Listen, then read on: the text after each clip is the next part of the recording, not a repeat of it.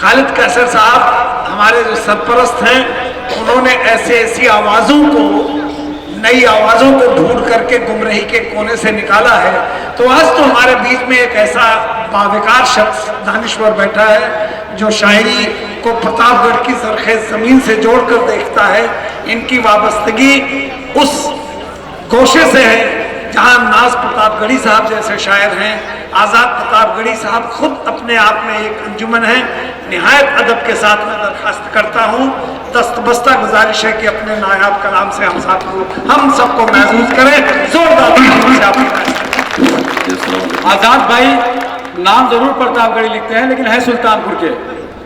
लगता है सागर ये प्रतापगढ़ वाले सेंधमारी की है हमारे साथ। नहीं, दरअसल ऐसा था कि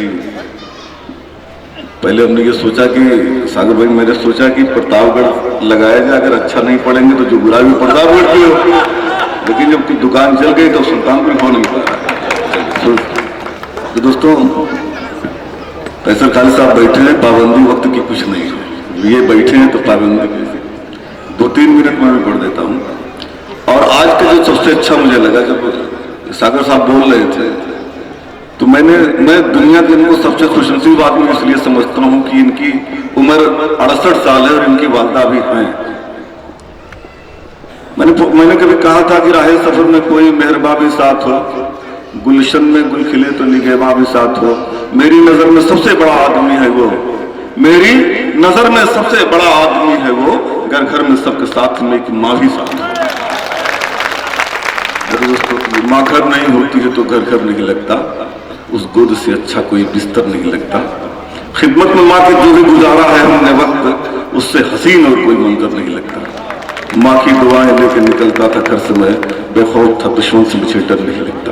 कदमों में माँ की मिलती है औलाद को जन्नत, दुनिया में माँ सा कोई भी रहबर नहीं लगता।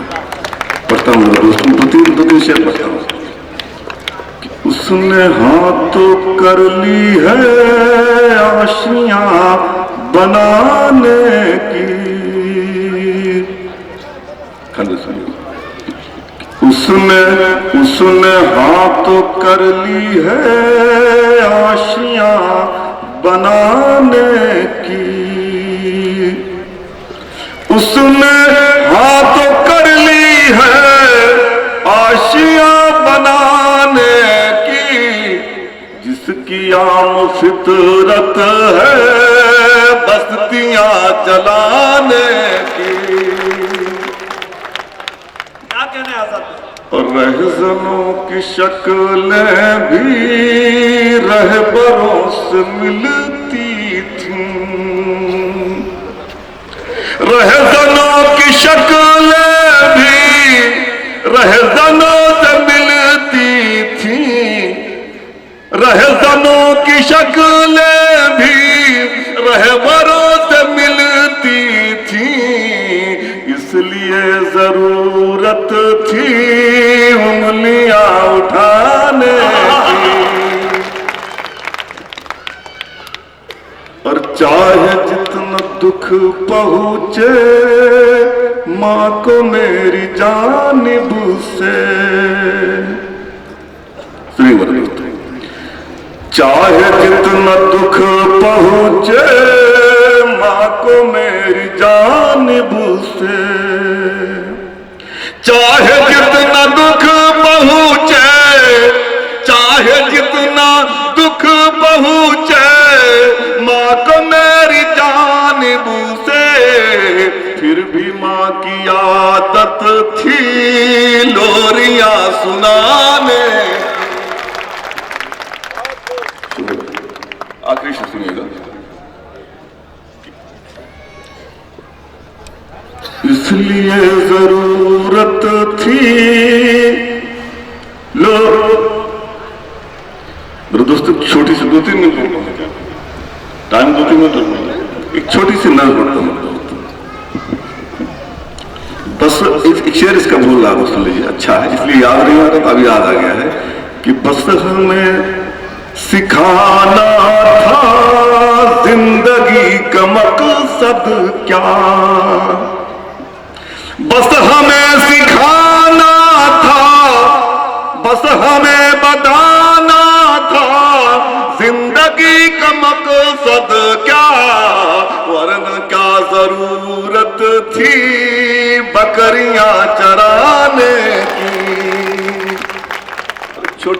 पढ़ता हूँ। एक छोटा सा मैंने एक 2-3 मिनट के लिए पढ़ता हूँ, सुनिएगा। एक मंजर कशी मैंने की कि एक लड़का, एक बाप वृद्धाश्रम में, ओल्ड होम में बैठ करके अपने बेटे के बारे में सोच रहा है। मैंने अपनी आंख से इसको देखा, मैंने अपनी आंख से इसको ये देखा।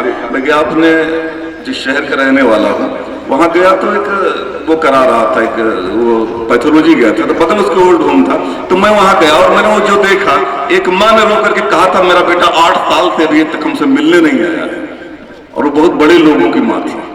तो मेरे दोस्तों, मेरे जहन मैंने छोटी सी जो मैंने सुना, जो मैंने समझा, जो मैंने पढ़ा, सुनाता हूँ। ये पहली बार पढ़ रहा हूँ और माहौल इस तरह से है कि यहाँ पढ़ दिया जाए इसको। एक बाप बैठ करके सोच रहा है, और थोड़ी देर के लिए आप समझिए कि यह हादसा आपके साथ है, आप उसमें मेरे साथ जुड़िए।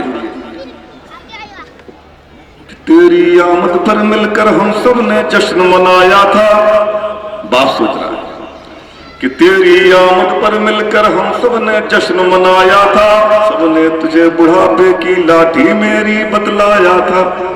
बहुत मुबारकबाद मिली थी तेरे घर आ जाने से, दुनिया में कुछ नहीं कमी थी बस तुझको पा जाने से। माँ की खुशियां बोल रही थी लाल हमारा आया है, माँ की खुशियां बोल रही थी लाल हमारा आया है। मेरे मौला तेरी मर्जी हमने सब कुछ पाया है। तेरे नाम से दरगाहों पर जाकर धागा टांगा था, तेरे नाम से दरगाहों पर जाकर धागा टांगा था। अपने रब के आगे रोकर हमने बेटा मांगा था, अपने रब के आगे रोकर हमने बेटा मांगा था, अपने रब के आगे रोकर हमने बेटा मांगा था। बहुत तमन्ना थी सुनने की बेटे की किलकारी की, कि बहुत तमन्ना थी सुनने की बेटे की किलकारी की, हमने तेरे आने से पहले कितनी तैयारी की। तेरी दादी नाच रही थी घर में पोता आया है, मुझसे बोल रही थी बेटा घर में बरकत लाया है। तेरे एक आंसू से पूरा घर पागल हो जाता था, बस चेहरा तकती रहती थी माँ जब तू सो जाता था, तब बस चेहरा तकती रहती थी माँ जब तू सो जाता था। गोद उठाकर जब जब तुझको दूध पिलाया था माँ ने, गोद उठाकर जब जब तुझको दूध पिलाया था माँ ने, ऐसा लगता था जैसे कुरान उठाया हो माँ ने, ऐसा लगता था जैसे कुरान उठाया हो माँ ने। घर को छोड़ यहाँ पर रहना अब तक समझ नहीं पाई, जाने क्या का बकती रहती है पागल सी घबराई। कहती है मेरे मुन्ना को खाना कौन खिलाएगा, कहती है मेरे मुन्ना का बिस्तर कौन बिछाएगा। भूखा होगा लाल मेरा अब खाना कौन खिलाएगा। बाहर जाकर देखो शायद हमको लेने आया हो, शायद अपनी करनी पर वो घर जाकर पछताया हो। बिल्कुल यह उम्मीद नहीं थी ऐसा भी दिन आएगा, बिल्कुल यह उम्मीद नहीं थी ऐसा भी दिन आएगा। एक दिन मुझको लाल हमारा यहाँ छोड़ कर जाएगा, एक दिन मुझको लाल हम। और आखिरी बंद पढ़ता हूँ मेरे दोस्तों, आधा मिनट लगेगा, जिसके लिए मैंने इसको लिखना चाहा कि चलिए कोई बात नहीं है मैं अपने लब सी लूंगा, मेरा रब जिस हाल में रखे जीना है मैं जी लूंगा।